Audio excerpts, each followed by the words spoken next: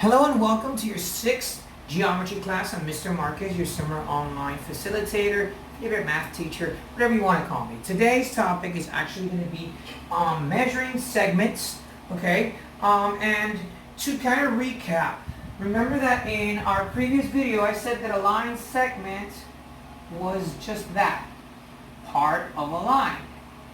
So segment AB is part of line AB, and that between A and B there could be a bunch of different points and numbers, which is kind of what we're going to see today. So this video is going to be pretty short and sweet because the formula is pretty easy. And then after this, you're going to go to your math sharpeners, the ones that we've been working on, and you're only going to go to where it says week 3, day 3.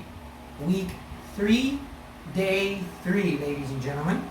That's your math summer sharpener, week 3, day 3. Now remember, every day this week, I'm going to upload a video. With those videos, I'm also going to, I am also going to assign work. So you're going to see the video, do the work. See the video, do the work. See the video, do the work. But you're not going to email me that assignment until Thursday of this week because Friday is your test, okay? Now, with that in mind, let's get into this. So this is an example of a line segment. And notice, technically this would be line segment E to D, but between E and D there is F and C and a whole bunch of numbers. So if I want to find the distance between points on a number line, I use the formula that says that distance equals the absolute value of B minus A.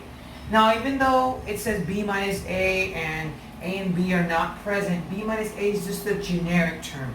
What it means is that it's going to be the distance between the two, or the absolute value of the difference between the 2 points that we're looking for. You could also say D equals the absolute value of A minus B, and it's going to be the same.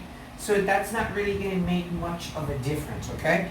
Now, let's get straight into this first example. And this is what I mean. So if I look at this example, they want me to find the distance between D and C. Okay? So how do I do this? Well, I'm going to look for the distance. So I'm actually going to write this over here real quick. I want to find D and C. So I'm going to use this formula, and I'm going to say that that equals the distance of the absolute value of B minus A. I'm going to say the absolute value of D minus C, which is 4.5 minus 2. And you're going to subtract that. And 4.5 minus 2 is actually 2.5. So we say the absolute value of 2.5. And the absolute value of any number is itself. So the absolute value of 2.5 is 2.5. All I did was just plug in the numbers. This is my formula, D equals B minus A.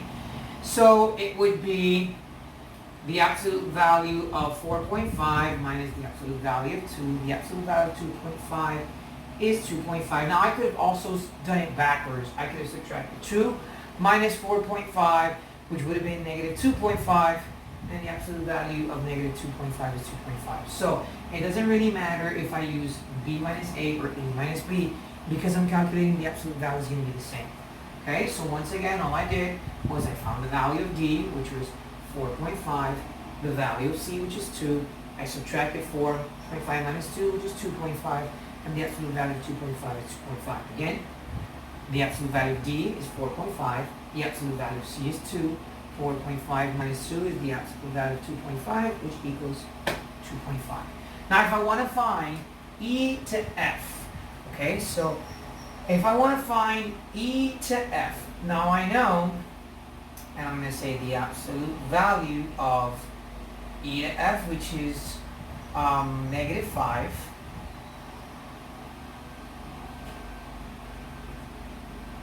minus negative 1,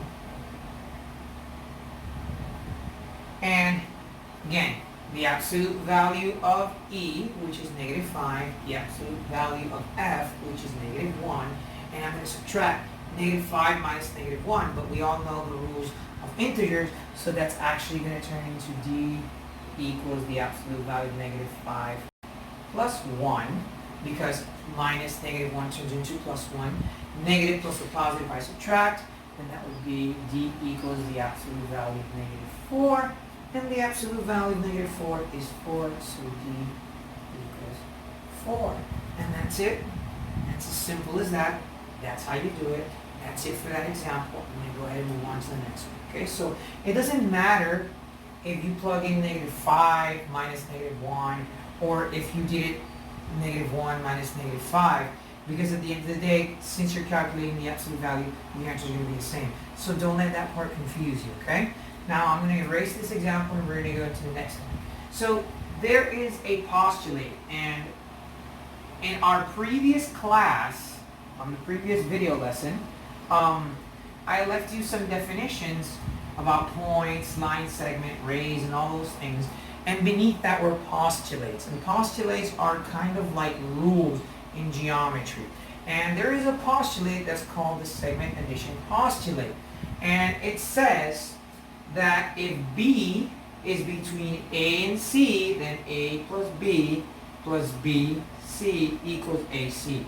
And I know that sounds very difficult to understand, but this is what I mean. If I have a line segment, and my line segment is A, B, and C. What this means is that A to C, which is the distance from this line from this endpoint to this endpoint, is actually going to equal AB plus BC. So that sum of AB, the sum of BC, is actually going to equal the sum of AC. Again, I know that sounds a little confusing, but when I show you this example right here, it's all going to make sense, okay? So this is what I mean. And I'm going to go ahead and draw the segment again, and I have A, and I have B, and I have C. Now if I look at this problem, it's saying if AC equals 14 and BC equals 11.4,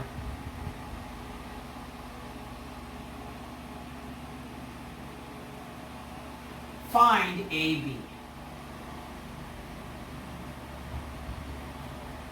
And all that means is this, guys. So from A all the way to C, from A all the way to C, that equals 14. Now they're not really giving me a unit, so I'm just going to say we're not going to worry about that right now, okay? So again, AC equals 14 means that the distance from this point to this point is 14. And the distance from B to C is 11.4, and I need to find this.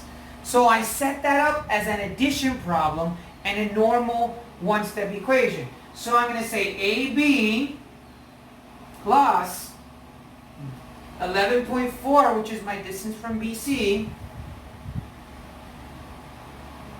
equals 14, which is my distance from A to C. So just like a normal equation, I'm simply going to solve it. Now if I'm adding 11.4, that means I have to subtract it. So I'm going to subtract 11.4.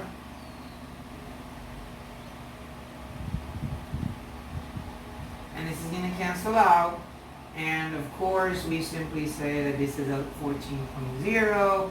And this turns into a 10, and this turns into a 13. So that would be 13 minus 11 is 2, so that would be 2.6. So that means that if I add 2.6 plus 11.4, I'm going to get 14. And just like you would check a normal equation, you can also check this. So if we're going to do our check, we're going to say AB plus 11.4 equals 14. That would be 2.6 plus 11.4 equals 14, and that's true because if I add 2.6, 6 and 4 is 10, carry the 1, 2 times 11, 2 plus 11 is 13, and 1 is 14, so this checks out and it's true. And that's it, that's how I do that. So again, the segment addition postulate means that if I have a segment, the distance from the first endpoint to the last endpoint is going to equal the sum of this segment plus the sum of this segment. In the case of the example, the distance from A to C is 14, that's why I say it equals 14.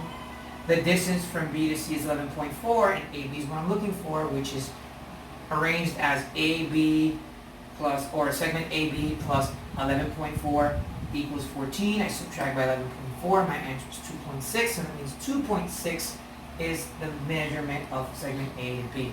Okay, so I'm going to go ahead and erase this one, and then we're going to do the last. Now the last one, or the last example in this video lesson is a segment. It follows the same rules, but they have equations, and I want to know the value of RS. So what I'm going to do is understand the distance from R to T equals 4x. So we're going to change RT to 4x.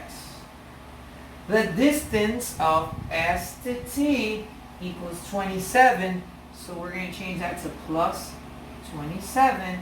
And the distance of R to S equals 2x plus 7.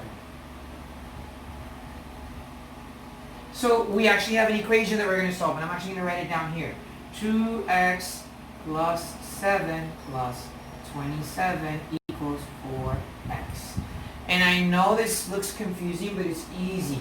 All you're going to do first is combine your like terms, okay? So I'm going to leave 2x expressed, and I'm going to add 7 and 27, which is 34, okay, and equals 4x. So all I did was I brought down the 2x. Since 7 and 27 are like terms, I add them, and that equals 34, and I brought down the 4x. Now I need to solve for x. Since I have variables on both sides, what I'm going to do is I'm going to subtract by 2x in this case.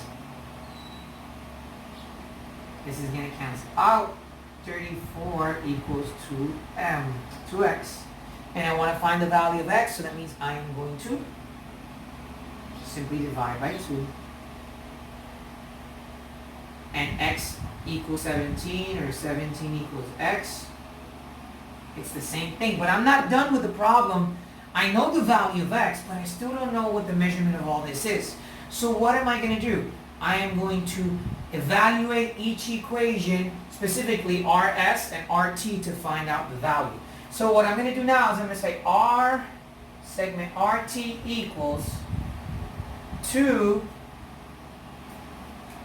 instead of 2x plus 7, I'm going to say 2 times 17 plus 7. And 2 times 17 is 34, and 34 plus 7 equals 41. So I know that this is going to be 41. Now, I can do this, or I can either find the value of, I'm sorry, this is not RT, of RS. I can find the value of RT, or I can simply plug in 41 and add it to 27. Either way, you're going to get the same answer. I'm going to go ahead and find the value of RT. Okay, so RT, the value of RT is going to be 4x. But instead of writing 4x, I'm going to change the value of x to 17. And I'm going to say 4 times 17. And you multiply that. And 17 times 4 is 28. Carry the 2. 4 plus 4 times 1 is 4 is 2, 68. So RT equals 68. So I found the value.